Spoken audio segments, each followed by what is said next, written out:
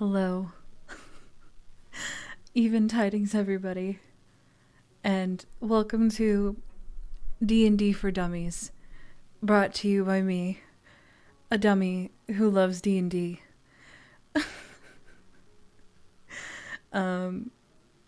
So I figured that it's another opportunity for me to talk too much about something that I'm very interested in, and I'm going to hold you all captive as I do so. And you are going to pretend to give a shit.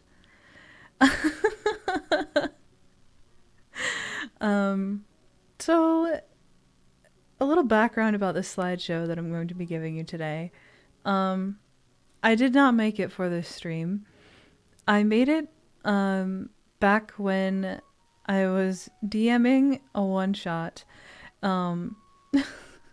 for some friends, because we had like a thing where for your birthday you could force the whole friend group to do or partake or watch something that you really like, that you want them to also like. And so naturally I said, what if I ran a D&D one-shot for you guys? Because this is like one of my favorite hobbies. And I helped approximately like 6 people build character sheets, 6 people who knew nothing about Dungeons and Dragons. And whenever I was teaching them about Dungeons and Dragons, this is the PowerPoint that I used to teach them. I'm going to preface this by saying I am in so much pain right now because I like pulled a muscle in my back.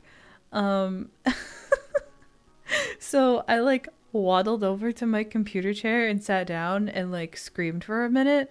It's like not as bad right now. But but yeah, if you hear me in pain, just ignore it. It's fine. I didn't want to cancel because I already messed up the time on this yesterday. And I felt really bad whenever people were waiting for this, and I was like, nah, it's tomorrow. So I have to keep good to my word. So, without further ado, that's my lower back. Without further ado, here's my presentation for you that will hopefully teach you some things. Let's get cracking on D&D for Dummies.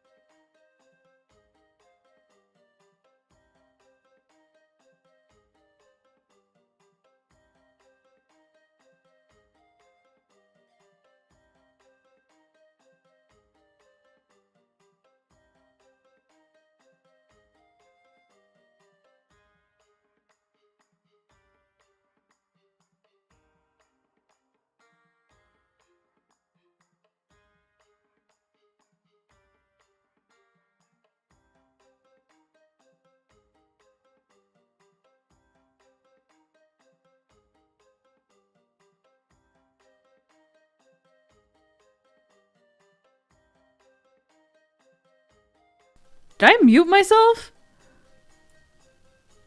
When did that happen? How much of that did you miss? How long have I been muted? Did you hear me read that slide at all? I looked... God damn it. Alright, hold on. Let me read this slide again. Fuck me. Fuck me. I hate my life. Okay. So Dungeons and Dragons, as a tabletop role-playing game, if you follow me and you don't know what D&D is, I'm so sorry. I don't know what you're doing if you're following me and you don't know about what D&D is. But yeah, D&D is a tabletop role-playing game, which basically means you make an OC or original character and then pretend to be that character, do horrible things in a world that I am the god of. And all you really need to play is a character sheet and some dice. That's literally it. D&D is economical. You don't even need real dice. Just use your computer. It's like everyone else. I love my pooter. My friends and my D&D characters are in there. If you really, really don't know what D&D is, it's like, how do you explain what D&D is to like a normal person? It's like, that thing that they play in Stranger Things that they like name all the villains after? That's what D&D is. Yeah, that's what it is. Okay, these are the kinds of dice that are used in Dungeons and Dragons because it is a game played with dice.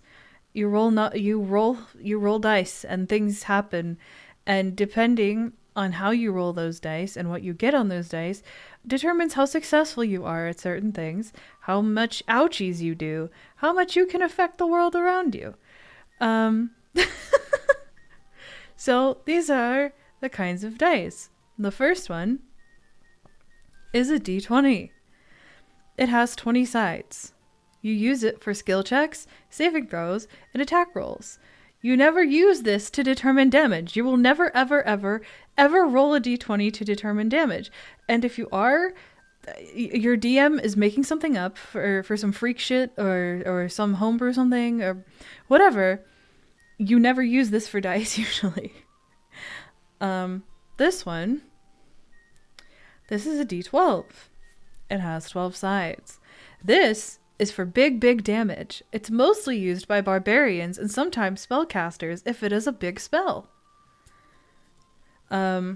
I rarely ever touch d12s unless I am playing a barbarian with a very big great weapon. Or fighters. Fighters can also use those, and like a paladin, I guess, if you're doing great weapon fighting as a paladin, which I have yet to see. I'm not saying that that's not a viable paladin fighting option. It's just, yeah. The one next to it is a d10.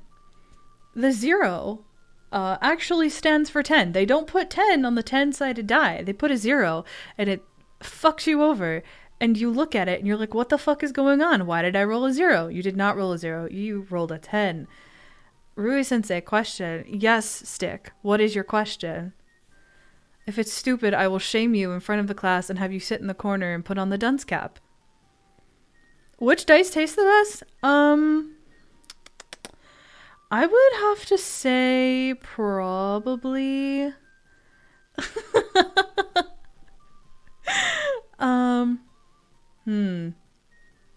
I would have to say probably, I think a D8. It has like a nice, like satisfying shape. It looks like a little diamond.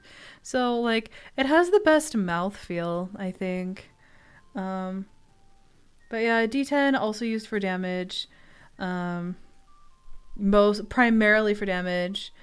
Okay. Dice 2. Dice part 2, Electric Boogaloo. The first one, the D8. It looks like a little diamond rhombus thing. That is a D8. It is used for damage. It is also the primary healing die for like cure wounds and like most curing healing spells used by clerics. How do I know this?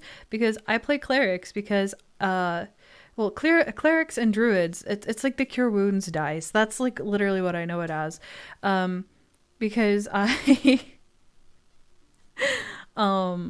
I tend to play support characters because I get anxious if nobody is having a support character and we don't have healing. So I usually end up playing support characters because I am full of anxiety, and if nobody can heal, then like I will do it because god fucking damn it, somebody needs to heal. The one next to it is a D6. It has 6 sides. You probably know this one. It's a cube. It's also usually used for damage. A cleric? Yes. I've played 2 so far in my career. I've played a... What was she? A grave cleric, and a blood domain cleric. So yeah, those were the 2 that I've played. I know, very on brand. Okay. D4 doesn't really have 4 sides. But wait, doesn't it? There's 1 on the bottom, 2. Did I lie? I might have lied. I definitely... Wait, did I lie? No. Shit! I forget what a D4 looks like. I need to get up and look at one, but I'm in so much fucking pain. If I get out of this chair, I'll die. I will literally die if I try to get up right now. A D4 may or may not actually have 4 sides. What is important is that it looks like a pyramid. And the number on top is the one that you take whenever you roll it. So, on this one, the one that I have here, you would have rolled a 4, because 4 is on the top. These hurt really bad when you step on them. Okay, and then there's the one down here. That's a percentile die, sometimes called a D100. It is rarely ever used. It is mostly used to determine things that are reliant on chance entirely, like summoning a god or determining the effects of wild magic. Usually, a D100 is... you will never roll a D100 for damage, like, ever.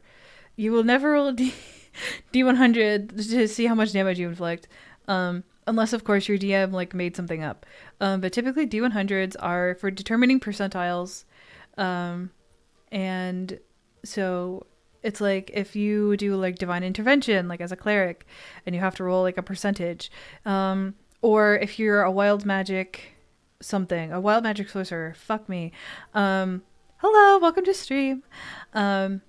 So if you're using like wild magic and you determine an effect, or I used a D100. I was running a game one time in the Feywild, and I was like, I'm gonna have a table of like bad shit that happens to people if they like try to make a deal with the Fey, because I think that being able to pay fairies with shit is stupid. You have to pay them with like something else. And so I would roll a D100, and wherever it landed like would basically be what the player like lost. And I know like the first one I know off the top of my head is that I had somebody lose their sense of smell, which was kind of wild. So yeah, that's all the dice. The 100-sided die, those exist. I don't have one.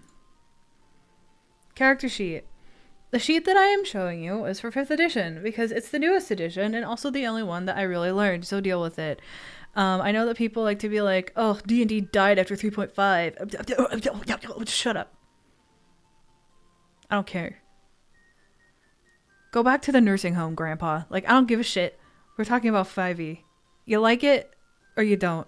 But that's what we're talking about. So we're talking about 5e. So the character sheet that I'm showing you is for 5th edition. Suck it up. Okay. This is a blank character sheet. I'll show you a copy of one of mine so you can see how it's filled out. I'm literally insane. And I made like slides for each piece of the character sheet because I don't know how to be normal about things that I enjoy. But yeah, that's what we're talking about. And yep.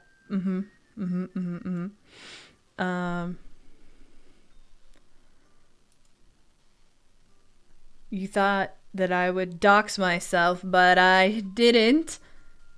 Haha. So this is like the top of the sheet from a character that I made for like a one shot a while ago. She was a half-elf sorcerer with an acolyte background. I think she was a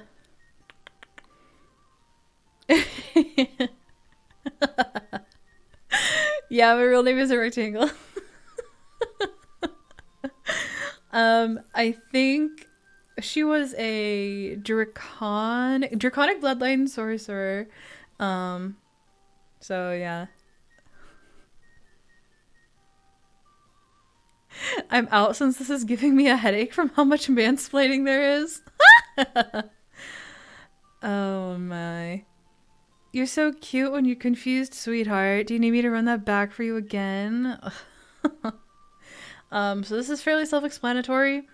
It is worth noting that the quote-unquote background isn't the same as your backstory.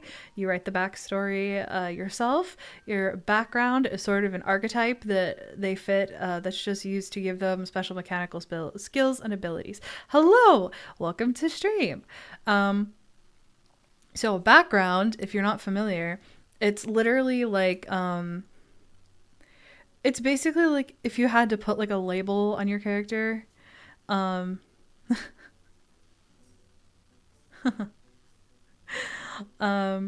so it's like, what would, oh, this bardcore has words. I tried to find an all-instrumental bardcore covers playlist, but this one has vocals, and it's pissing me off. So goodbye, Billie Eilish, for now. Okay, anyway. So, this is, yeah. What was I talking about before that guy started singing and pissed me off? Oh, right. So, your backstory and your background are different. Your backstory would be like, I was poor and I grew up on the street and I steal from people to survive.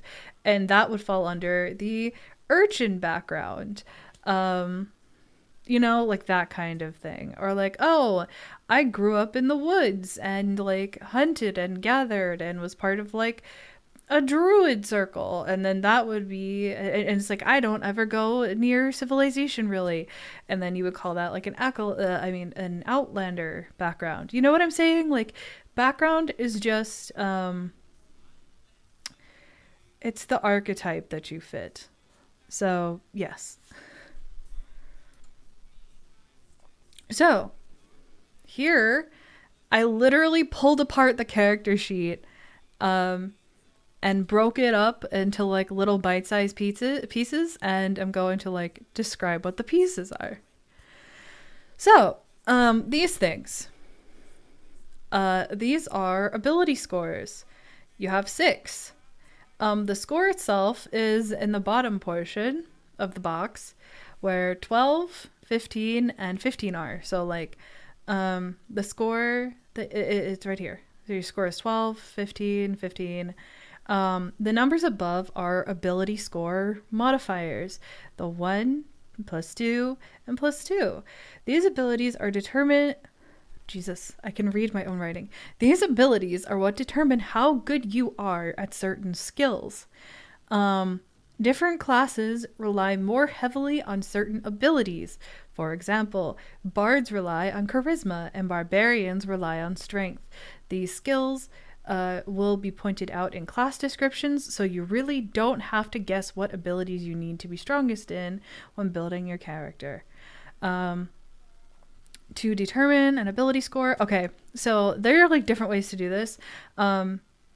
I just gave my way that I prefer to do it because fuck point buy. I hate doing point buy. Oh shit, I gotta go back. Okay. So the way that I determine stats and have my players determine stats is they roll 4 of those cubes. God damn it. I'm so sick of these covers having vocals. I wanted instrumental. God damn it. Anyway, it doesn't matter.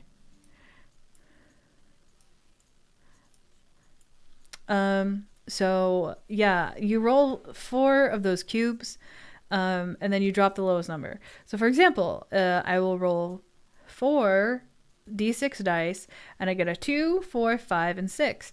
I add together the 4, 5, and 6. My ability score is 15.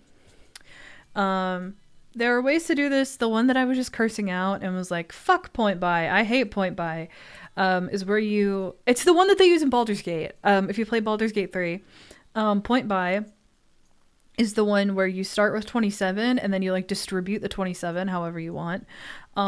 I hate that because if I am able to sit there with 27 points to scatter around however I see fit, I will drive myself crazy because I will have to do like I will always, and the thing about point buy is they usually don't let you put more than 15 in any like allotted like spot.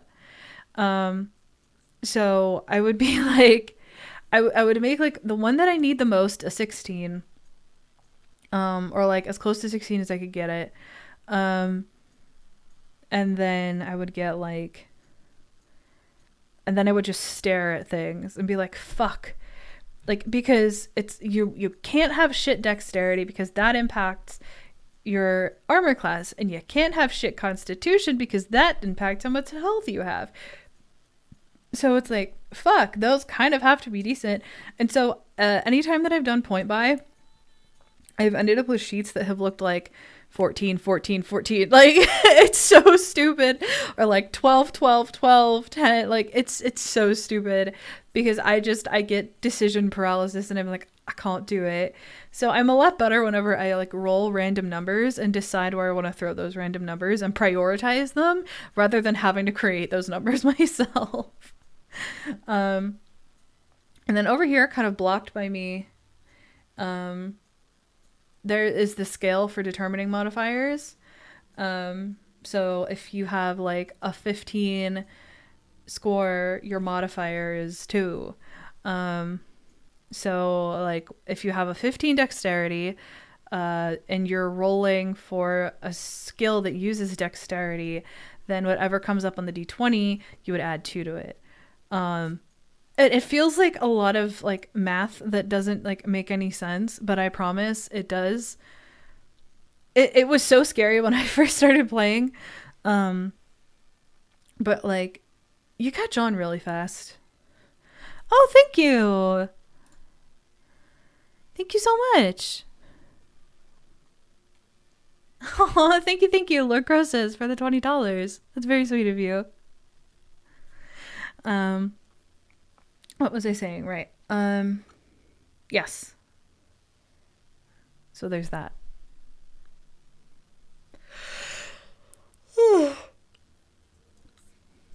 Excuse me. Okay. And then, of course, I broke down the skills and the saving throws and proficiency. So we have skills. These are skills. Skills are based on your ability scores. See the things in parentheses. Those are the abilities that the skills are based on. For example, athletics is an ability based on strength. The sheet I gave you will automatically fill in those numbers. I didn't give you a sheet because you're not my players. I left that in there on accident. I was trying to like clean it up a little bit so it didn't sound exactly like I was talking to you as your TM, but you know, it is what it is. So like, yeah, so doing anything with, yes, this is where you get the skill issues. So yeah, like acrobatics relies on dexterity. Our dexterity was 15, a +2 modifier. So if I said roll an acrobatics check, I would roll a d20, and then whatever number came up on the 20, I would add 2. You see what I mean? Okay. The colored in circles indicate proficiency. Proficiency means that you're really good at something. Proficiencies come out from race, class, and background. When you are proficient at something, that just means that in addition to your ability score modifier, you add your proficiency bonus. I don't know why this slide got really fucky, but that's a proficiency bonus. They are static for everyone and based on level. So there's like there's no way for you to like alter your proficiency bonus. Proficiency bonus is the same for everybody all the time. Isn't acrobatics based on practice? Only if you're a loser. Um, my brain is melting. Understandably so. Understandably so. Um, I get it. It's a lot. Um, where was I? Right. Um, so this character had a proficiency in performance, which means that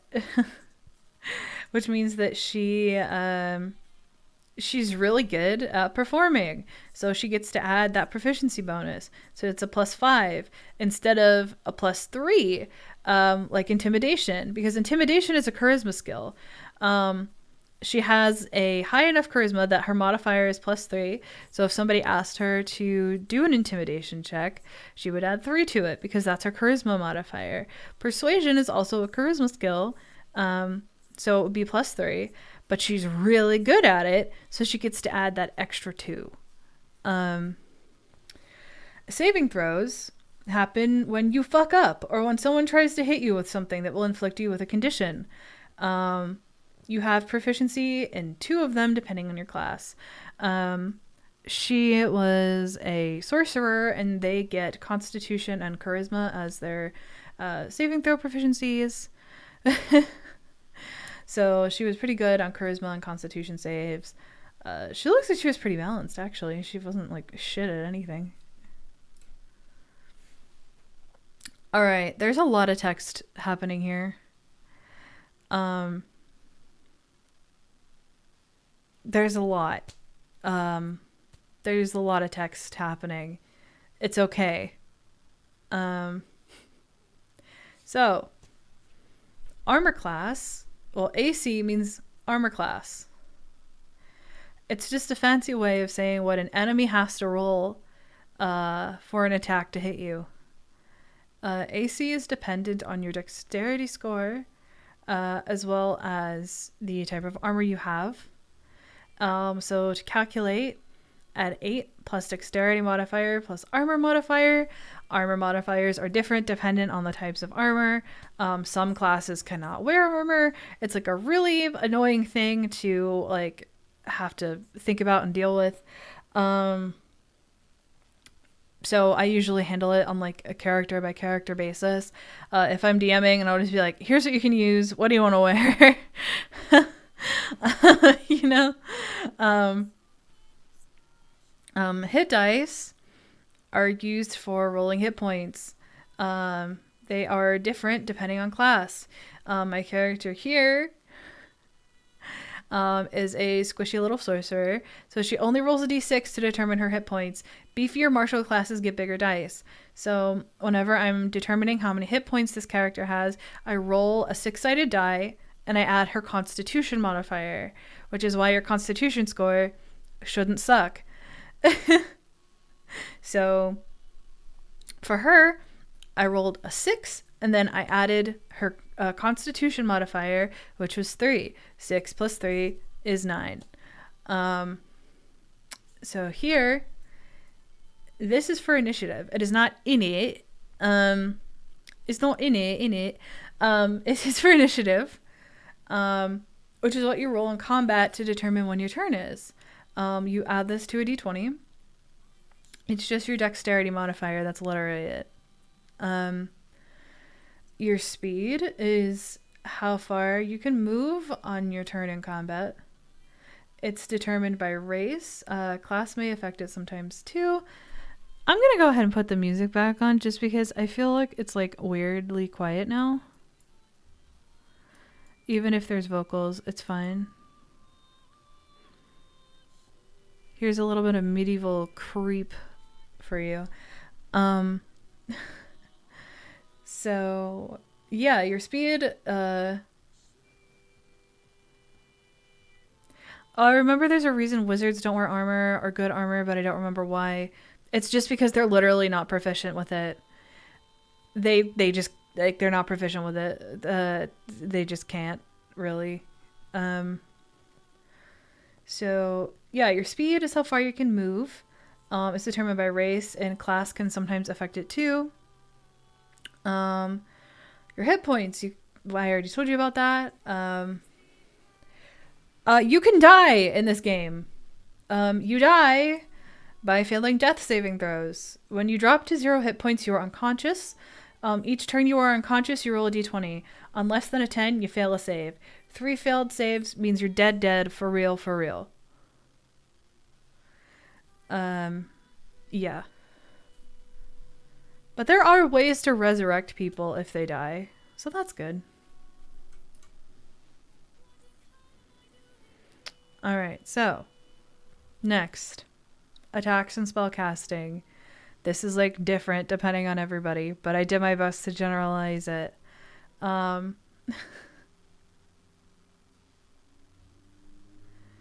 Does my family hold a lovely funeral for me if I die? That depends. Do you have a family? Are you estranged from that family? What is your family's involvement in your life and your backstory? Do they care if you die?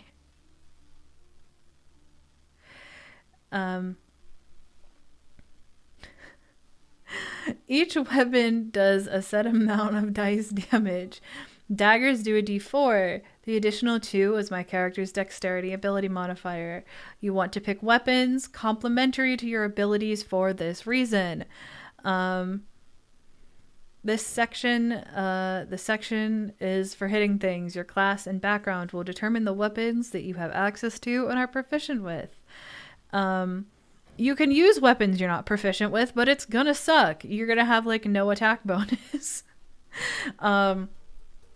So an attack bonus is the ability score modifier needed to hit with the weapon plus your proficiency bonus. For example, my character has daggers, which are a dexterity-based weapon. Her dex mod is 2, and her proficiency bonus at level 1 is also 2, giving her a bonus of 4.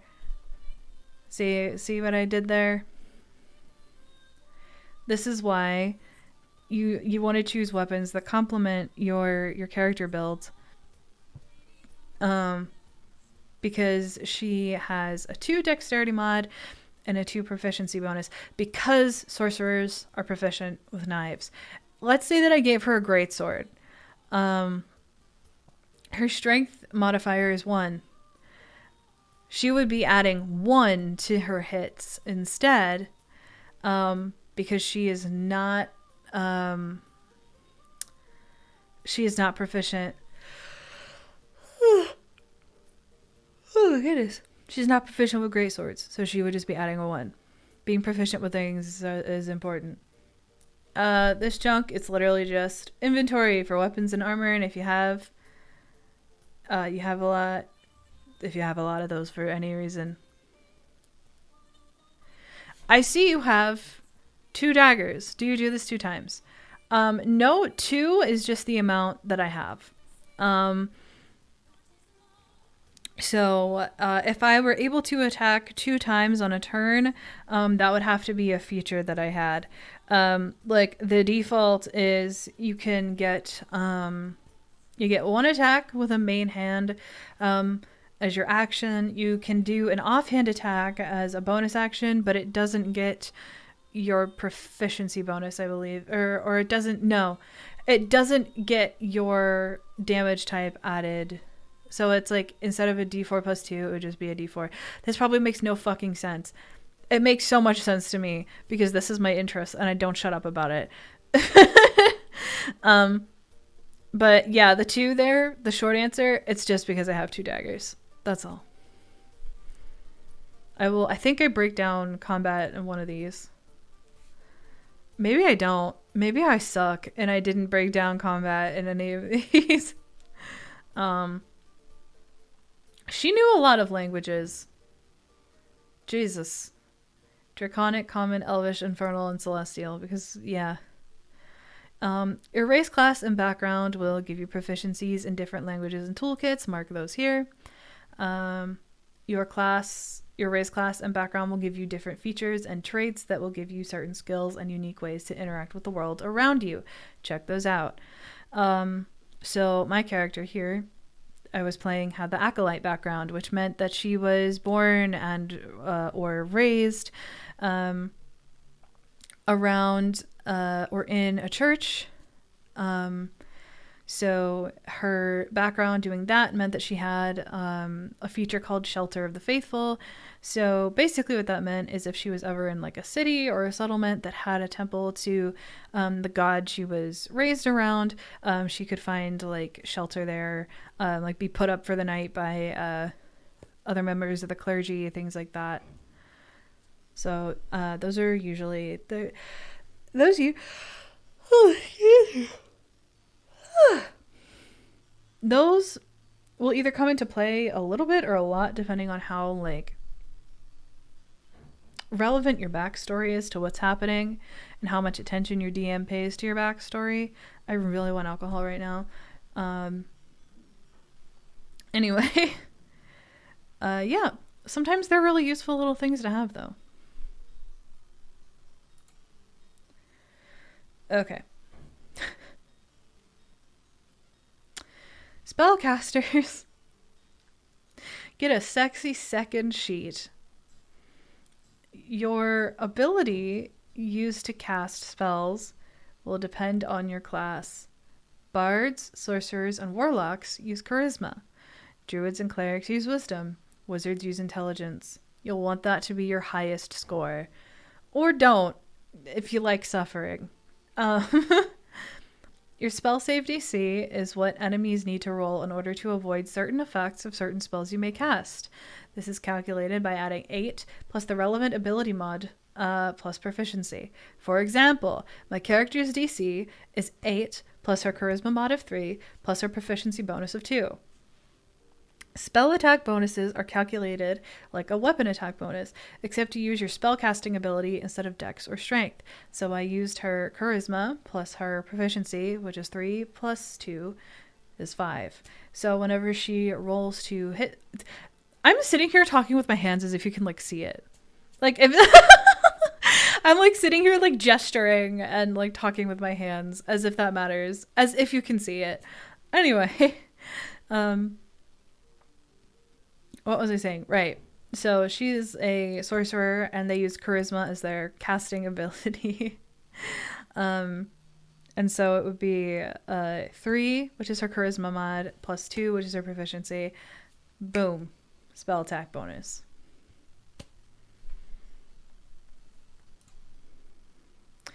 So, what is a cantrip?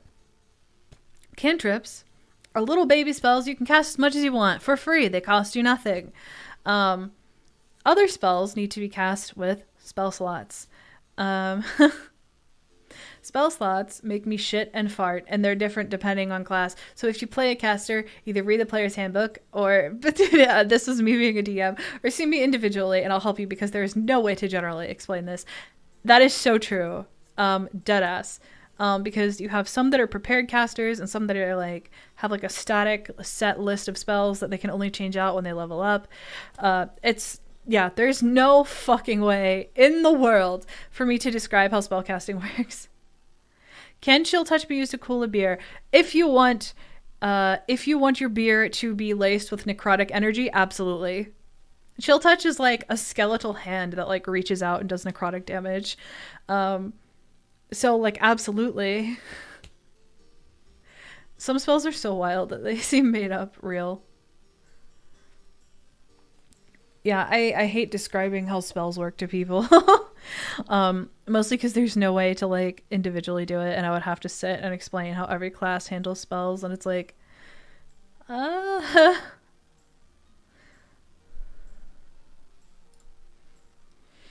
Okay, so I wrote, like... little summaries of every class. It's really good and fun, I think. And I did it in alphabetical order because I'm that bitch. So first, we have artificers, steampunk as fuck, inventor wizards, intelligence based, martial with some magic on the side. Everyone who I've ever known who has played an artificer has had like a raging boner for Tony Stark and Iron Man. You basically play an artificer if you want to be Guild Iron Man. I have never played an artificer. I probably will never play an artificer. I play high fantasy games to get away from sci-fi. I'm not trying to put sci-fi in my fantasy, but you know what? If you want to build robots and guns and that sounds like your thing, artificer might just be for you. Bards. You know. Bards are like the infamous, like, haha funny joke class. Oh my goodness. They're like a little silly joke class that everybody like thinks is fun to play. They're charisma based, obviously.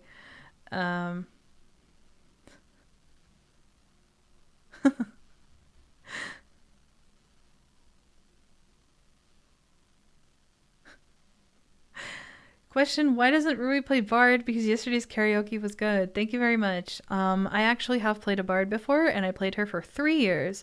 I played her from level 1 all the way up through level 20.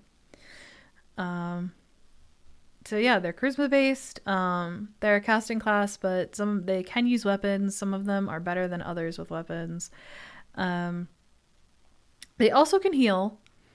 I know that one of my dearest friends played a bard in this game that I ran and did not take a single healing spell, and I was like, all right, you know what? I see you. I don't like it, but I see you. The commitment to the bit. All right. Barbarians, they just do the big hit. They're tanky as fuck, and I said no magic. I know that there are like wild magic barbarians now. I mostly meant when I said no magic that you can't cast spells most of the time as a barbarian because you can't cast while you're raging. They are strength and constitution based, and the rage ability is clutch as fuck because you basically just get to have like everything that's incoming. It's really good. Well, you can like mundane damage. You can have all of that, like slashing and piercing and bludgeoning. Some subclasses let you have everything except for psychic. Okay. Blood Hunters. This is a class created by Matt Mercer, who, if you don't know who he is, he's a voice actor and the DM for the series Critical Role, and he made his own class. Welcome to the Black Parade. Every Blood Hunter is edgy as fuck. Okay? You don't play a Blood Hunter if you're not planning to be edgy. They are martial-based with magic to enhance it, and they are intelligence and constitution-based. I needed this stream. Good! Blood Hunters, the really important thing about them, and like the biggest thing, and I don't know why I didn't write this down, Blood Hunters take damage to deal damage. So they weaponize their own like vitality and will like cut themselves to draw blood to coat their weapon so that their weapon then does extra damage. So you take damage to deal damage is like the big thing about Blood Hunters. Clerics. Support players rise up. Let's fucking go.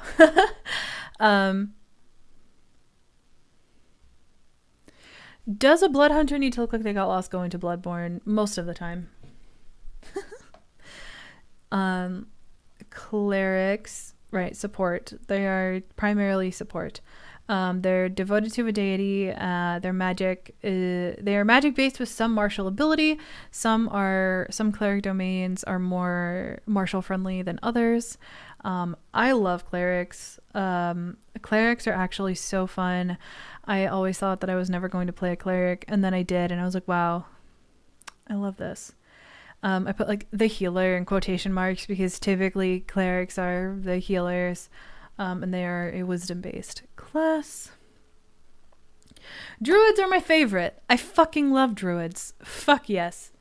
I love druids. Partially because I love the aesthetic. But that should come as no surprise. Oh, thank you so much for the tip. Thank you. The aesthetic, love the aesthetic of a druid. I am a Hosier fan. Of course, I love druids. Um, and they are casters with nature-based magic. They are support classes and healers, but can also do some really wicked damage based on what subclass you do. You can transform into animals, which is really, really helpful because, you know, you can use it to infiltrate places or fly places, or even just as like taking an extra however many hit points, just giving yourself like a padding of extra hit points if you need to just survive another round is also really good. And it is wisdom based. Okay, give me like 2 seconds. Okay. Fighter. It's your D&D bread and butter. Guy with a sword. Guy with an axe. Guy, a sword and shield guy. Just a guy. He's just Ken. Is strength and dex,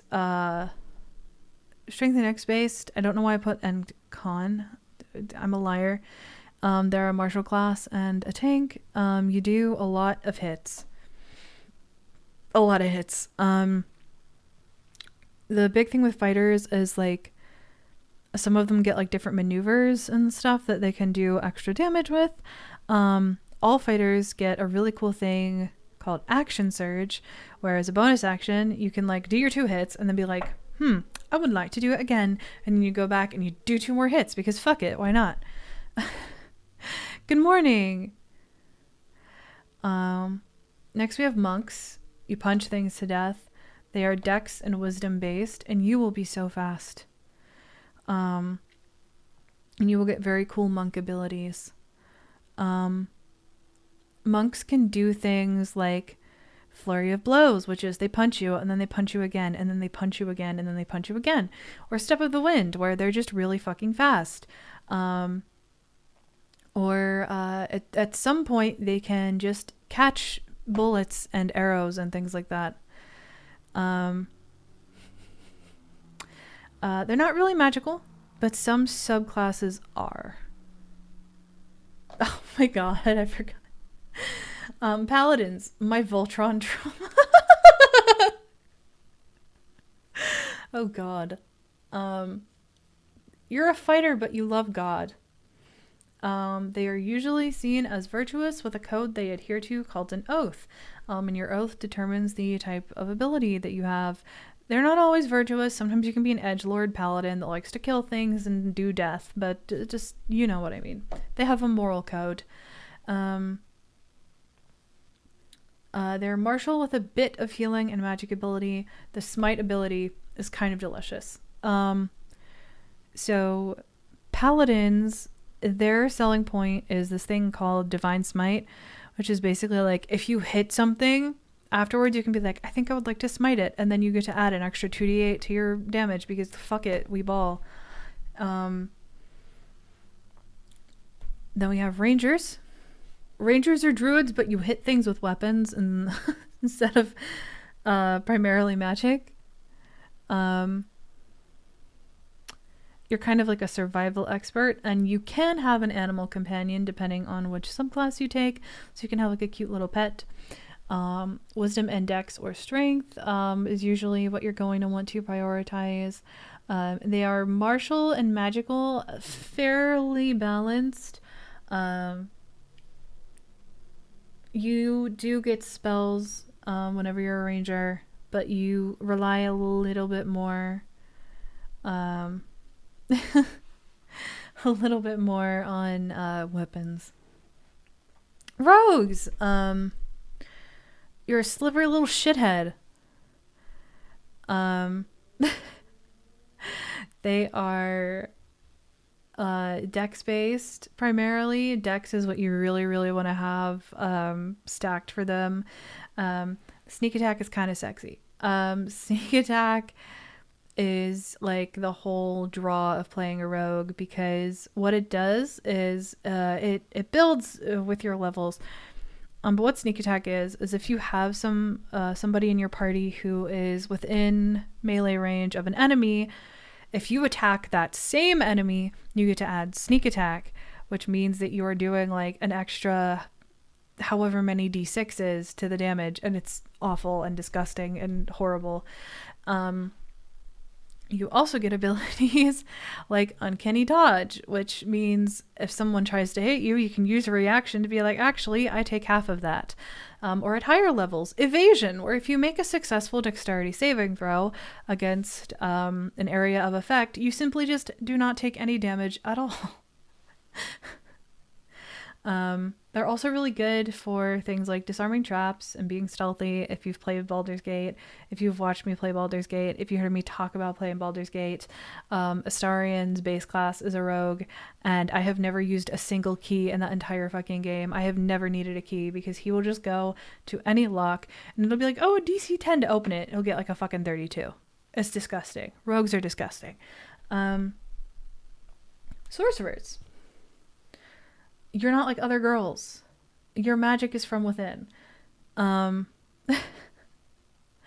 charisma based. I lied. Okay, so I said no healing. Some sorcerers can heal if you play the Divine Soul subclass. They're a caster class that typically is centered around big magic damage. Sorcerers. So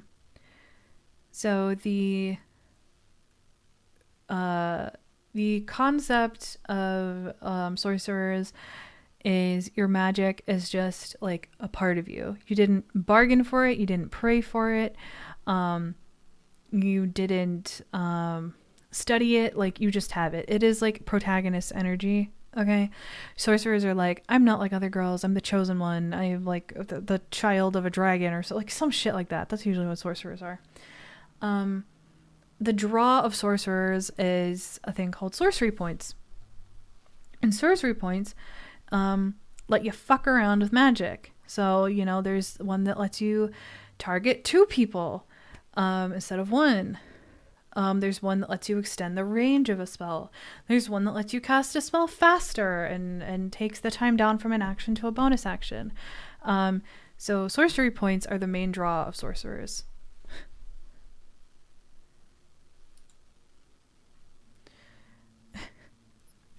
Okay, warlocks. You get your magic from a magical sugar daddy or mommy. No, literally you have a pact with some sort of powerful being. They are charisma based, fun for roleplay, also no healing, and more magical damage deal. I know somebody's probably gonna be like, there are some warlock subclasses that let you heal. I'm like, I know this. I know that if you are if you make a pact with a celestial, you get cure wounds or something. Fuck you. They're not a support class. Warlocks, the big selling point. So the thing about warlocks is they majorly suck in some areas, but like make up for it a lot with others. So warlocks get like 2 fucking spell slots, and like that's it for a really long time. And you have to cast your spells all at the same level. But the thing is you have a very limited number of spell slots, but you get them back on a short rest. And you get these things called Eldritch Invocations, which are really, really, really good for, like, there's one that lets you see in magical darkness. There's one that lets you read all writing. There is one that makes your Eldritch Blast do extra damage or push people away further. There's one that lets you cast Disguise Self as many times as you fucking want without expending anything. So Eldritch Invocations are really good. And yes, Eldritch Blast. Eldritch Blast is the warlock bread and butter. It's like it's a cantrip. You can spam it as many times as you want. It's really good. And then you have wizards. Haha, you fucking nerd. Your magic comes from books. They are the definition of a glass cannon. They can do pretty much any kind of magic within reason. And no, seriously, you can just write down new spells and learn them. You can have a familiar, and they are intelligence based. Wizards are scary. Wizards are scary. Like, people don't talk. No one ever suspects a wizard, right? You're all like, oh, this little fucking dork that gets like shoved into lockers and shit. Wizards are not to be trifled with.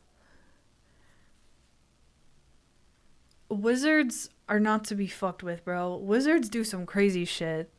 Wizards can do so much damage. Wizards can do whatever. They do so much. How can wizard be scary when barbarian has muscle magic? Because wizard can point at you and go, die, and you'll die. Eldritch Blast is good, but if a creature is immune to force damage, you become useless, kind of. There are, like, no creatures that are immune to force damage. If there's a creature that's immune to force damage, I would like to see it. Because force damage is, like, the one thing that nobody's immune to, like, ever, that I've ever come across.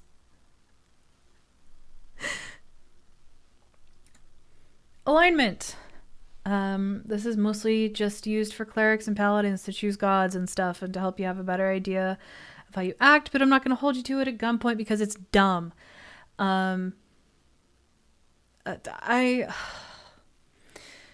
Alignment, I take it as a suggestion rather than something that I hold people to. Yeah. It's more for, like, determining shit for, like, holy casters, because there are deities that are certain alignments, and you usually have to fall within that alignment to serve that deity. But I hardly ever am like, that wasn't very chaotic good of you. Like, yeah, it's kind of like a guideline. Lawful good is like you follow all the rules all the time, whether they're your rules or society's. Neutral good is like, I am good. Sometimes I follow the law, sometimes I go against the law. Chaotic good is like, I will do whatever I have to do to be good, even if it's messy. Neutral is like, I don't give a shit. Please stop bothering me. I'll do what I feel like doing when the time is right. Lawful neutral. Hi, thank you so much for subscribing. Lawful neutral is like, I have a set of rules. They may not be good rules, but I'm going to follow them. And I'm not going to let people, like, get in my way. I'm just going to accomplish the thing I want to accomplish. Chaotic neutral is murder hobo, typically. Chaotic evil, I want to watch the world burn because I think it's fun. Lawful evil, devils, contract makers. People that are evil, but they, like, follow the rules about being evil. And neutral evil is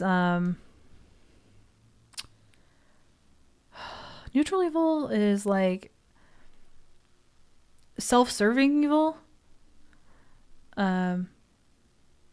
Yeah, neutral evil is like a self-serving evil. It's not like hee hee ha ha, I like watching the world burn, and it's not I will write you a contract that will inevitably fuck you over kind of evil. It's more like a self-serving evil. And then resources I use. D&D Beyond, Unearthed Arcana, D&D Wiki. These were just things that I gave to my players. These are not important. Yee. Oh, I just talked so much and my back hurts so badly. Ugh. Oh god, I need to take a shower. This is a hot shower. What alignment are RealCorp talents? Fuck.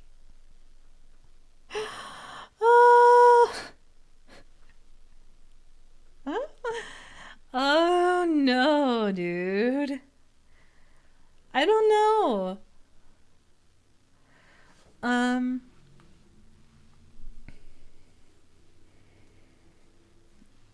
I took like an online test one time, and I think it told me that I was just true neutral, that I just wanted to vibe. I think a lot of them are chaotic good, to be honest. Cora might be neutral good.